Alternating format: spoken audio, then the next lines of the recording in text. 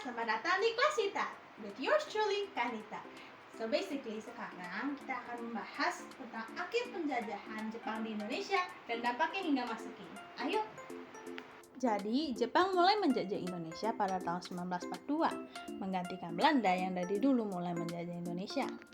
Banyak hal terjadi selama penjajahan Jepang atas Indonesia. Adanya gerakan 3A yang sebenarnya dibentuk untuk agar Indonesia membantu Jepang melawan sekutu. Terbentuk juga berbagai macam organisasi seperti Pusat Tenaga Rakyat atau PUTRA, Himpunan Kebaktian Jawa atau Jawa Hokukai, dan terjadinya peristiwa Romusha. Namun pada akhir tahun 1944 Jepang berada dalam keadaan yang mendesak Karena sekutu di bawah pimpinan Jenderal Douglas MacArthur berhasil merebut pulau-pulau milik Jepang. Oleh karena itu Jepang mengulang kembali janjinya kepada Indonesia akan kemerdekaan mereka. Janji ini disebut dengan Janji Koiso dalam sidang istimewa Parlemen Jepang pada 7 September 1944. Dan janji ini terbukti terjadi ketika terbentuknya BPUPKI pada 1 Maret 1944. Badan atau organisasi ini yang diketuai oleh Dr. Rajiman Wadjodiningrat bertugas untuk mempersiapkan segalanya dalam pembentukan sebuah negara merdeka. Tahukah kalian, dari 60 anggota organisasi, ada beberapa orang yang berasal dari berbagai kalangan masyarakat. Ada yang Tionghoa, Arab, bahkan peranakan Belanda. Dan ada juga 7 anggota spesial dari Jepang. Pada 29 Mei 1945 diadakan sidang pertama BPUPKI yang menghasilkan rancangan atau rumusan dasar negara kita. Terdapat usulan dari Muhammad Yamin, Dr. Supomo, dan Insinyur Soekarno. Tapi setelah semua perundingan tersebut masih belum ada kesepakatan akan apa dasar negara kita. Maka dibentuklah Panitia 9 seperti namanya. Bukan kata, bukan 3, 2, 1. Maka terbentuklah Panitia 9 yang seperti namanya terdapat 9 anggota. Mereka bertugas untuk menyelesaikan sidang tersebut dan menghasilkan rumusan dasar negara yang saat sekarang kita sebut Pancasila. Tahukah kalian, Soekarno pernah bilang kalau Pancasila ini bisa diringkas menjadi Trisila yang terdiri dari sosial nasionalisme, sosial demokrasi, dan ketuhanan. Bahkan bisa diringkas kembali menjadi Ekasila atau satu sila, yaitu gotong royong.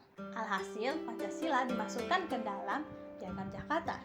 Tapi pada awalnya disepakati bahwa Islam adalah agama negara dan Presiden Indonesia harus beragama Islam. Hal ini diproteskan oleh warga negara Indonesia di bagian timur yang bermayoritas beragama Kristen. Ingat ya teman-teman, Indonesia adalah Bhinneka Tunggal Ika.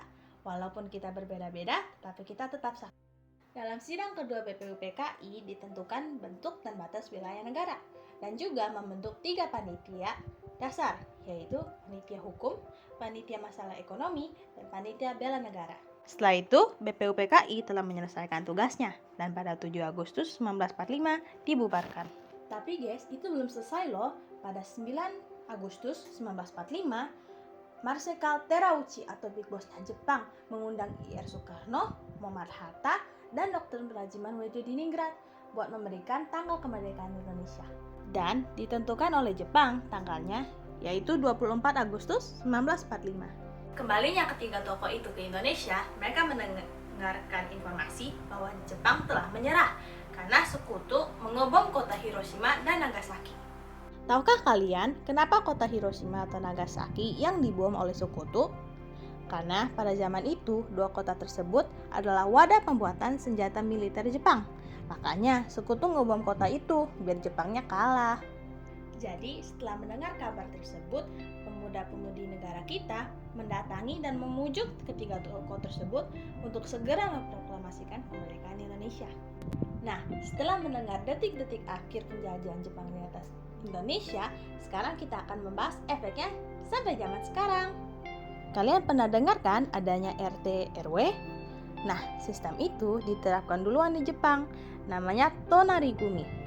Tujuannya sih buat memudahkan administrasi sama pengawasan penduduk gitu. Makanya sampai sekarang di Indonesia masih menerapkan sistem tersebut.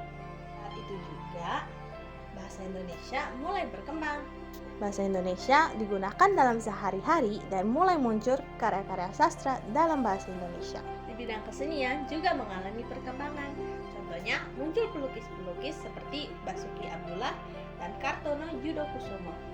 Ada juga penyanyi-penyanyi yang membuat lagu nasional, pengarang novel-novel, dan aktor Indonesia mulai bermunculan banyak. Kita semua juga mengalami 6 tahun sekolah dasar, 3 tahun sekolah menengah pertama, dan 3 tahun sekolah menengah atas. Hal ini merupakan usulan dari Jepang. Nah, sampai situ pelajaran kita hari ini, teman-teman. Sampai jumpa lagi di kelas kita.